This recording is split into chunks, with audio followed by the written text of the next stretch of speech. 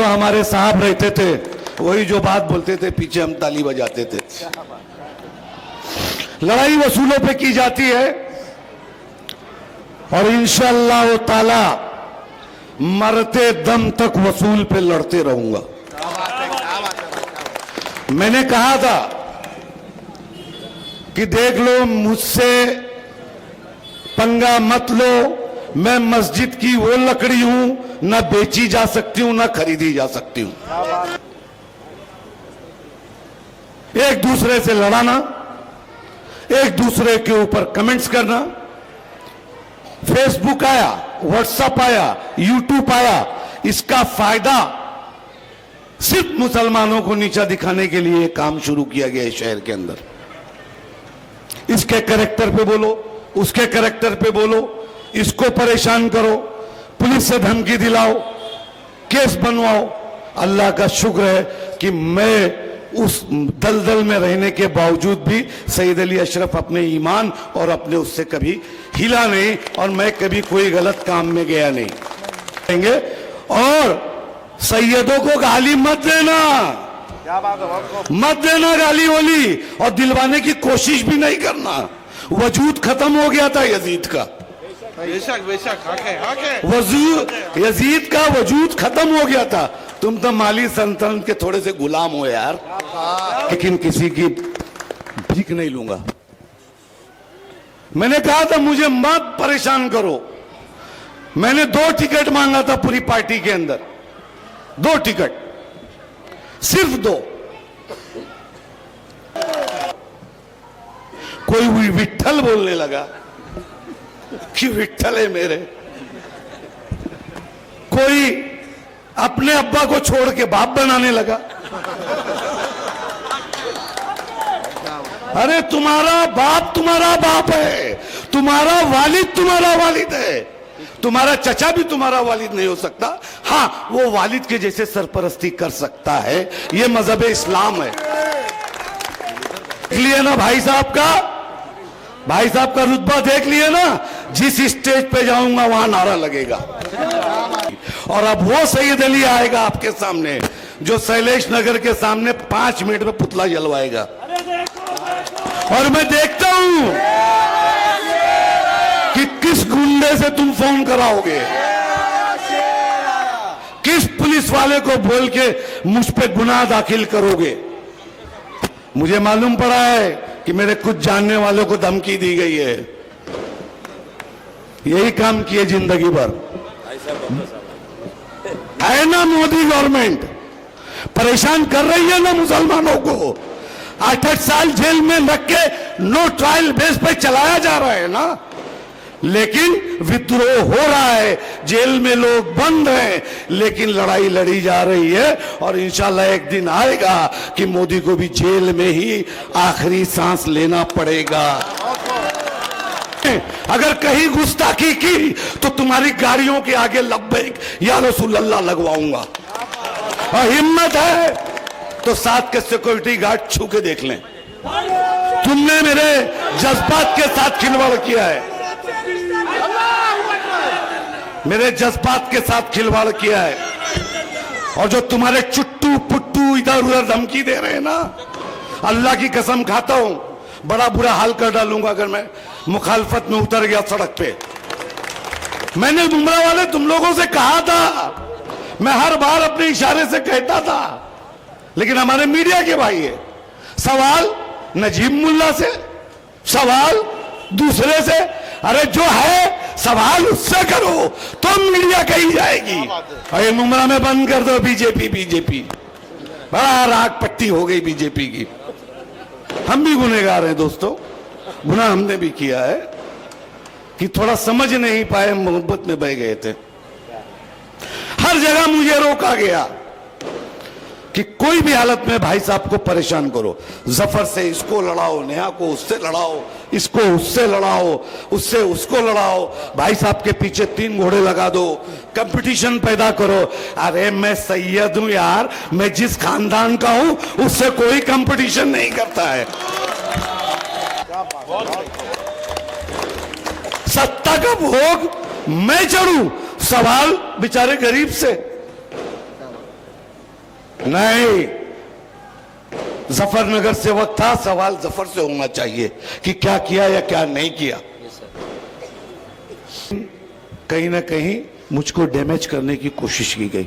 लोगे ना बदला? बताओगे ना? बताओगे ना कि भाई साहब वोट बैंक नहीं बदलते, भाई साहब दिल से जुड़ते हैं। ये चीज आपको बताना पड़ेगा ताकि एहसास हो जाए कि मैंने हीरा खोया, समझा, चमचा नहीं खोया। मैं चमचा नहीं बन सकता क्योंकि मैं एक सरदार हूं। सैयद सरदार भी होता है और खिदमतगार भी होता है अपनी मिल्लत, अपनी कौम का। अब क्या बोला जाएगा? नीतीश कुमार ने बुरखा नोच लिया। अबे उसने बिहार में नोचा है, बिहार के मुसलमान हमसे ज्यादा मजबूत है, वो निपट लेंगे वहां। यहां का बोलो, यहां का बोलो। अविनाश यादव का नाम लो, राज ठाकरे का नाम लो। दोस्त है, दोस्त। जिसने क्या कहा था? मुमरा आतंकवादी है। पिछले चुनाव में उसकी हमने सिंपैथी लिया था, पूरे पत्रकार बैठे, बड़ी लड़ाई हुई थी। राज ठाकरे ने मुसलमानों को आतंकवादी बोला। राज अविनाश यादव, अविनाश यादव भेजा हुआ एक एजेंट था मुसलमानों के बीच में, जो मुमरा के अंदर। अच्छा, अजान बाबरी मस्जिद एक थी ना भाई वकील साहब? एक थी, अजान होती थी। अरे महाराष्ट्र की सारी मस्जिद की अजान राज ठाकरे ने बंद कराई। सवाल पूछो उससे पैक्ट क्यों किया गया? अविनाश यादव मुमरा के अंदर आता है, ऊपर हमारे वलियों की दरगाह है, मस्जिद है। मैं तो ये बोलता हूं मंदिर भी है। ब्रिटिश पीरियड में कोई कागज नहीं बनता था, कागज मांग के तोड़ने और दहशत देने का काम चल रहा था। पूरे मुमरा को थ्रेट किया गया, मुमरा में अजान नहीं होगी।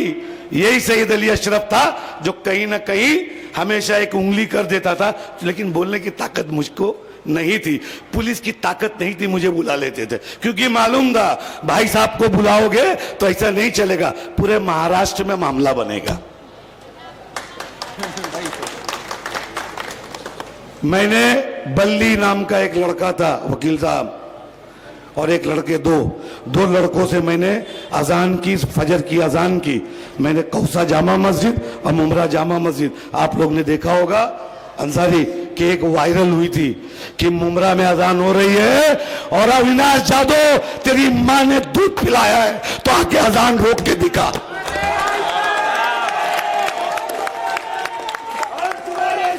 भाई साहब का क्या, भाई साहब का तो कुछ है ही नहीं है। अरे भाई साहब के वालिद ने जो इस शहर में जड़ छोड़ा है ना, हर मोहल्ले में 2-4 आलिम घूम रहे हैं, वो हमारे मदरसे के हैं, इतना याद रखना। हमने आपको लाया, मुमरा में लड़ाने के लिए नहीं लाया। और मैं बोल रहा हूं कि अगर मैं सईद अली नहीं होता था और मैं मुसलमानों का दर्द नहीं होता था तो इस शहर में कई एक मर्डर मुसलमान का कर देता था, मुसलमान को मार डालता था, और आधे लोग अंदर और आधे लोग बाहर। मुझको गाली देने वाला साहब के बंगले पे, इसको गाली देने वाला साहब के बंगले पे, उसको गाली देने वाला साहब के बंगले पे। अरे लड़कियां सबकी होती है, शानू की भी बेटी मेरी बेटी है, नसरू भाई की भी बेटी मेरी बेटी है, यूनुस की बेटी भी मेरी बेटी है। या तो इन बेटियों को राजनीति में मत लाओ, या तो लाओ तो उनका अधिकार दो। एक दलाल है, वो हर 5 साल में ईमान बदल देता है।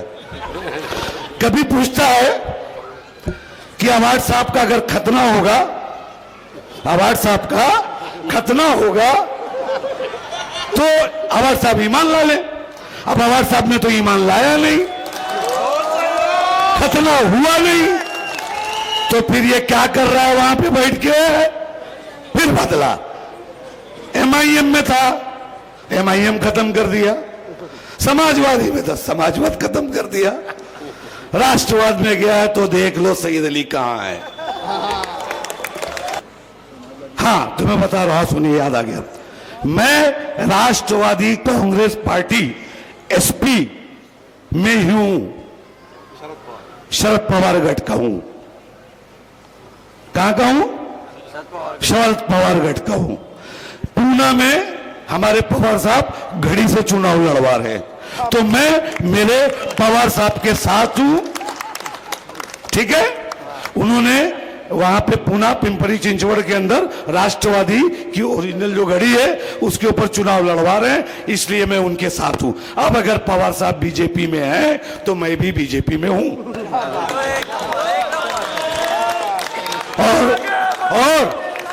और तब तक रहूंगा जब तक पवार साहब बुला के बोलेंगे नहीं कि बेटा अब तू चले जा, तो मैं चले जाऊंगा।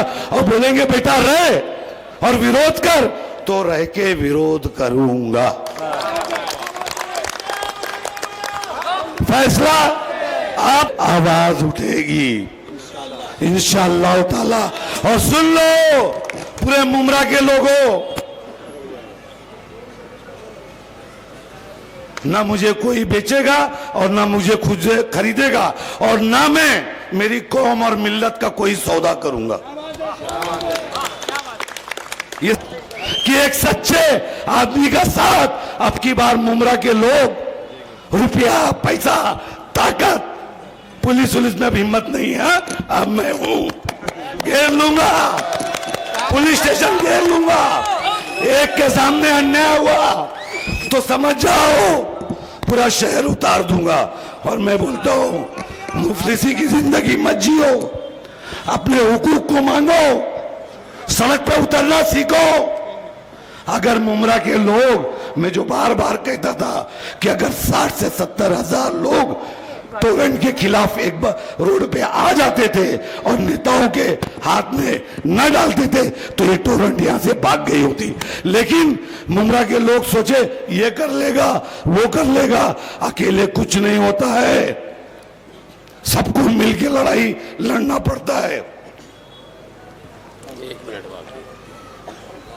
1 मिनट का बाकी है। लोग 12-12 बजे तक प्रचार कर रहे हैं, 12-12 बजे तक। जो कानून जो